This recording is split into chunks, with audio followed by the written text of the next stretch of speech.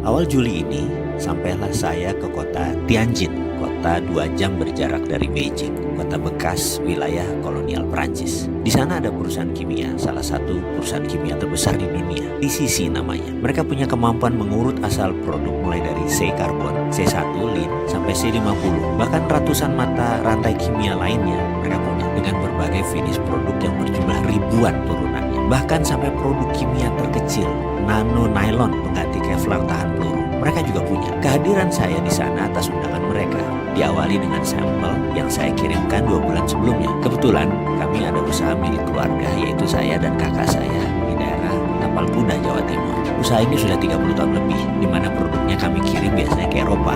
Namun namanya usaha skala rumahan, ya kecil lah kapasitasnya. Ketika jadwal makan malam, di mana saya diatur untuk ketemu dengan ketua ahli kimia untuk berdiskusi lebih lanjut, saya seakan makan malam dengan maestro alkemi sesepuh seumuran Merlin.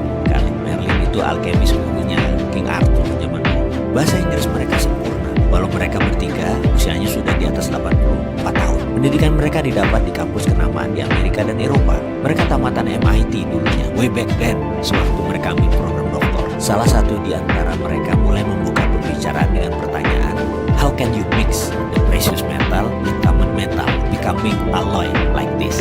Katanya sambil menunjukkan sampel yang saya kirim.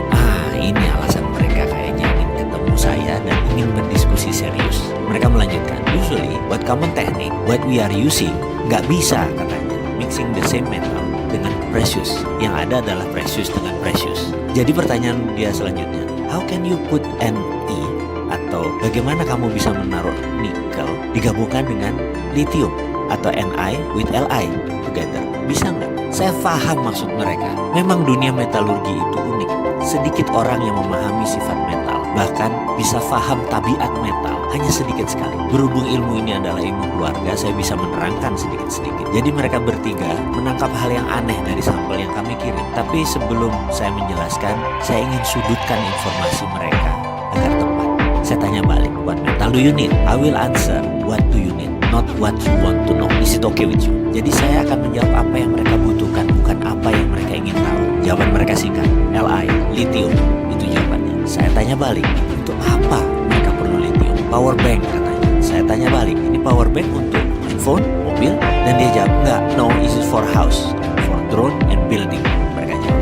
Asli saya terdiam, otak saya setengah keram. Makan malam Cina Muslim dengan Xi'an style kambing muda yang lembut seakan tidak terpunya jadinya. Saya bilang mohon penjelasan lebih lanjut. Hanya kalimat itu yang keluar dari mulut saya, yang dijelaskan dengan terjemahan singkat sebagai berikut. Bayangkan ada baterai yang bisa di-charge selagi listrik di rumah dipakai selama 4 jam. Lalu baterai tersebut akan dipakai selama 24 jam, seperti power banknya telepon. Jadi misalnya bayaran listrik kita yang biasanya 1 juta itu tinggal 20% atau tinggal 200.000, karena kita hanya memakai 1/5 daya listrik per harinya, di mana sisanya 4/5-nya akan menggunakan power bank tadi. Dan mereka menarget harganya tidak lebih 14 juta rupiah, itu pun dengan margin keuntungan di atas 40%. Siapa sih yang nggak bisa beli power bank yang bisa menghasilkan 5.000 kilowatt dengan harga 14 juta yang bisa mengirit 80% biaya listrik bulanan? Saya bukan kepikir masalah siapa yang akan beli power bank tersebut, tetapi daya listrik PLN yang Indonesia saat ini lagi bangun jadi akan sia-sia